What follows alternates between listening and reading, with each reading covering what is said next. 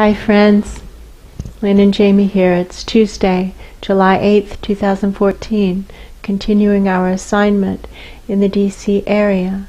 Our intention for today is to discover whatever it is that we need to be saying, that we have not yet said, or that needs to be said once more, whatever it is that we need to be saying.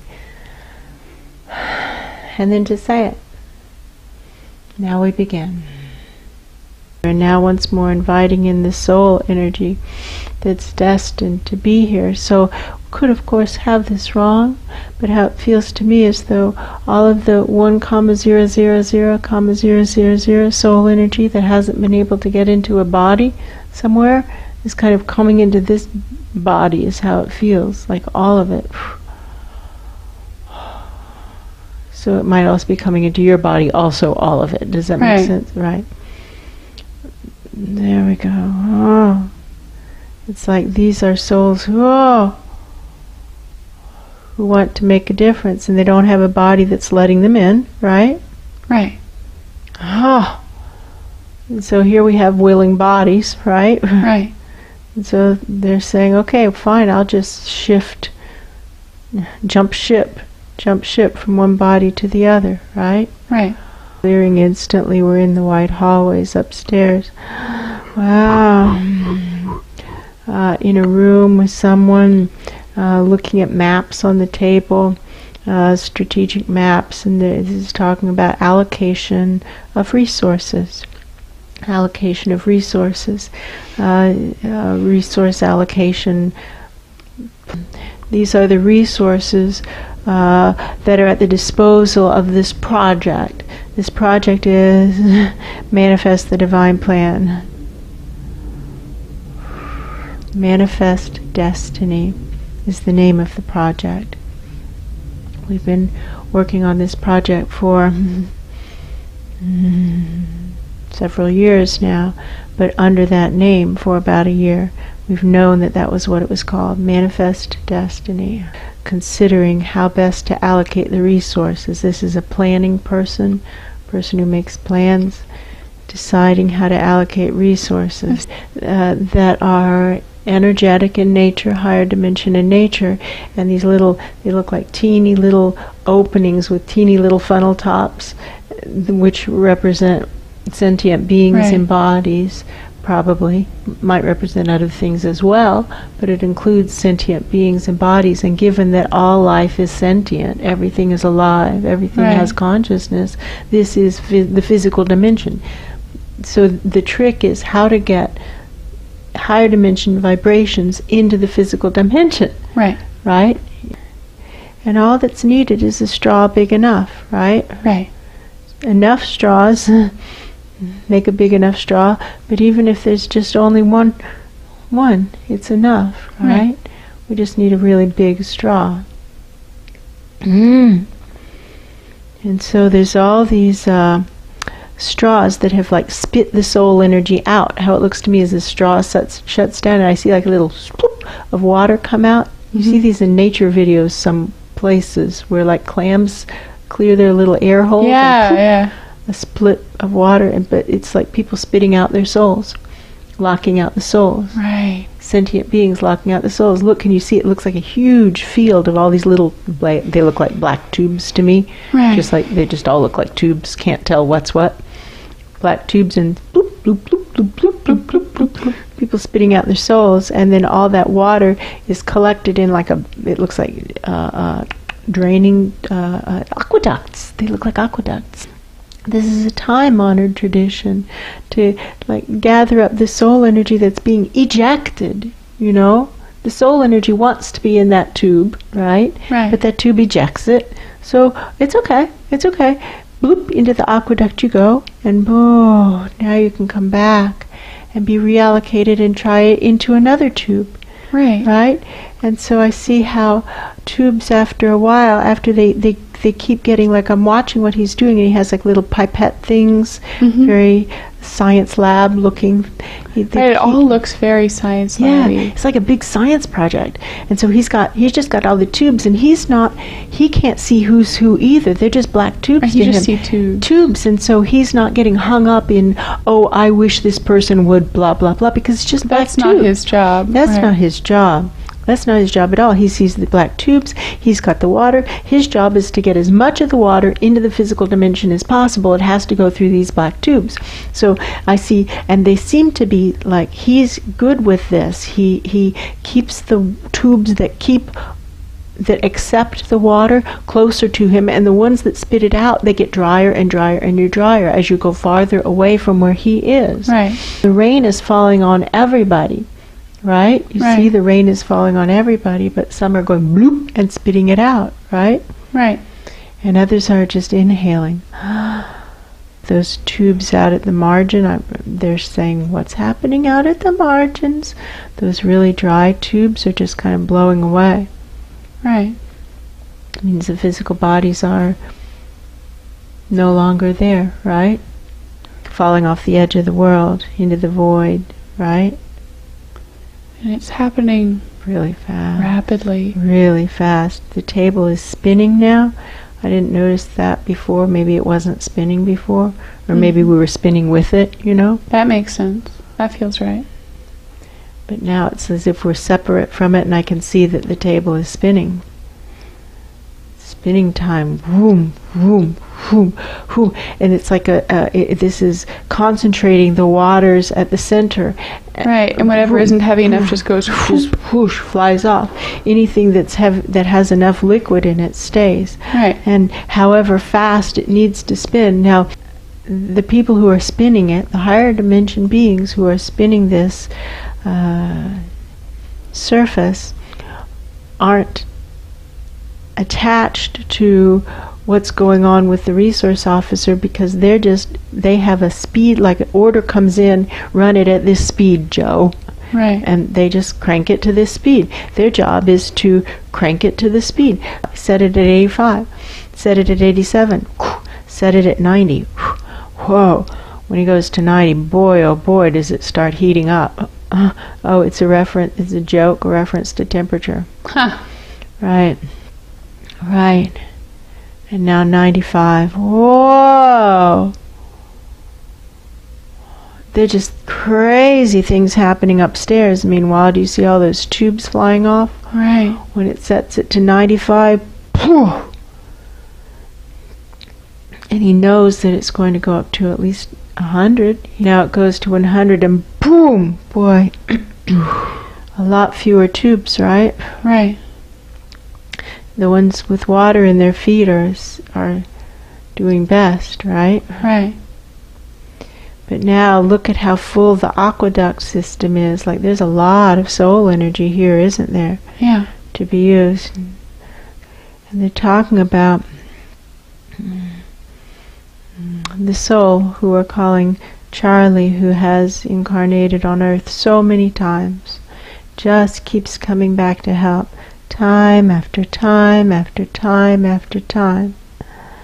And how many of those times he has in fact had a life of suffering, quote unquote, that an objective observer would say was a life of suffering, when he was Mozart, for example, right? Right. Channeled a perfect body of work and died young, right? Right. Shakespeare too. Shakespeare too. Rough life, died young. Right, but channeled a perfect body of work. Well, Shakespeare's wasn't quite as perfect, but he did a darn good job. Did a darn good job. And of course, the life that many people hang on to, the one that he says, everybody loves that one, where he only taught for 3 years, and then they killed him, right? Right. He taught for 3 years, and then they killed him. Everybody loves that one. I'll have that ratio. I'll have what he's having. I'll have what he's having. The warning is, objective observers may say, life of suffering, right? Right. People might not like it whatsoever, right? Right. Might be killed as our thanks, right? Yep. I'll have what he's having. How about he's having? And now to shift our focus to the overall galaxy. Does this biosphere look like a cancer? Yes. It definitely does. Like, this biosphere is a huge problem. We're trying to, do this without surgery, basically, right? We're trying to give it chemotherapy fundamentally and radiation, treating it with radiation. I get the reference, do you? Yes. Right. Of the galaxy as cancer patient, right? Right. Galaxy is riddled with these black spots. They're like showing up on it. It's like a lung x-ray or something. Like the black spots are clearly not good things, right? Right. They're biospheres that are toxic, right? Right. And the galaxy as a whole has been undergoing chemo, right? Right. The metaphor. Hasn't worked, has it? No. Radiation treatment is coming up, right? Right. Now, if I were a betting person, I'd say this galaxy means on more than one biosphere right now, right? Right. Being, the being, when the being goes off, and it goes off in that particular tone, like being, means big, right direction. Being. Multiple biospheres are getting ready to explode, aren't they?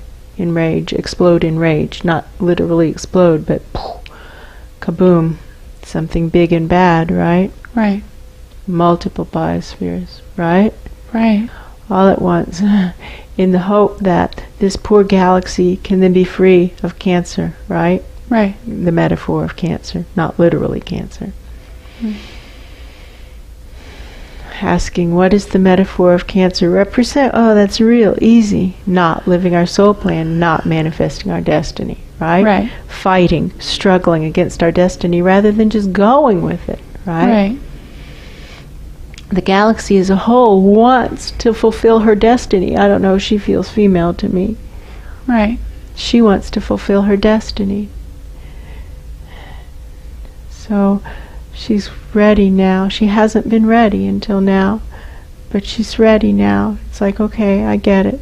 Radiation is next, right? Right. We'll just irradiate these planets, right? Right.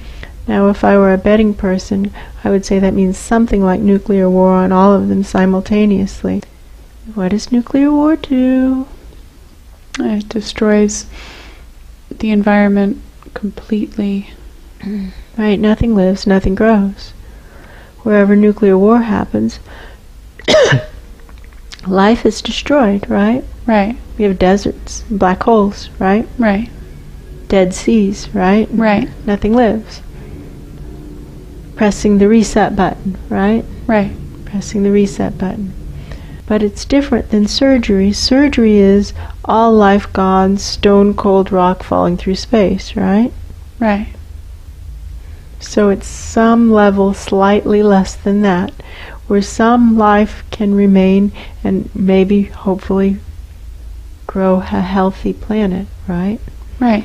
About what the guides had said several months ago about a wake-up, shake-up coming, and at that time there were a lot of tubes on the table, and they're talking about shaking it more gently, right? Right.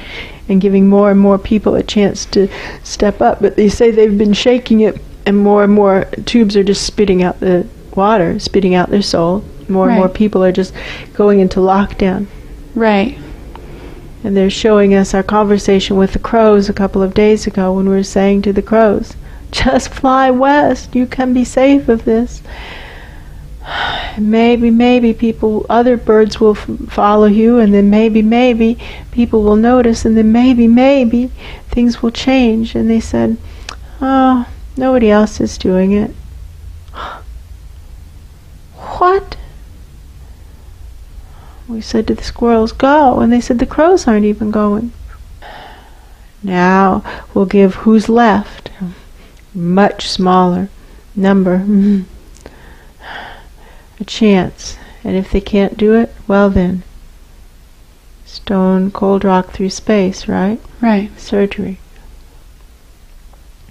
So the assessment was, with so many people with their channels out, they said, so now put this into English. The assessment upstairs seems to be, with the whole biosphere channels out mentality, and so few actually wanting to put their channels up and live their soul plan, so few actually asking their guides, what now? What now? What now? What does the situation call for? What does the situation call for? Everyone else instead asking themselves, what do I want to do right now? Which is, if you get that, if you ask that question, you will get an answer to that. But that is not relevant to what the greater good needs. What is needed right now? What is needed? How can I serve? How can I be of service? What is needed? What's right for me to do right now? What am I supposed to do right now in this moment? With so few people actually living that way, it becomes impossible for the biosphere as a whole to raise its vibrations without changing the ratio of channels out to channels up. So just they keep turning up the speed. Oh, this fits. I understand this. They turn up the speed of the rotation. They're speeding up. The energy is speeding up. It is speeding up. Everybody can feel it. People even talk about this in those rooms full of fakers. They talk about how it's speeding up. They don't take it to the next conclusion, and therefore we should stop faking it and start doing something for real. Right. But they do note it's speeding up. So yes, it's speeding up, and now whoosh, the resource officer and the aqueduct system is just working upstairs. Ah! And now, when the match gets lit, there go all the dry tubes, right? What's the bigger goal, right? Right. Heal the universe, right? Right. Step by step we get there, right? Exactly. By thinking too small, too narrow, mini-me thinking, we hinder the greater goal, right? Mm-hmm. So the goal is to heal the universe, and therefore we need a healthy galaxy, and therefore we need a healthy biosphere, and therefore, boy, oh boy, oh boy, we need a radiation therapy, don't we? Right. Okie dokie. And then after that, we have to understand that that was the wake-up, shake-up. Right. And that there's going to be very small numbers of humans left, very small numbers of life left, right? Right. Not a lot living, not a lot living. And that if we can get it to wake up, it's good. But if not, well, then we'll just have another flood, won't we? Right. That's okay.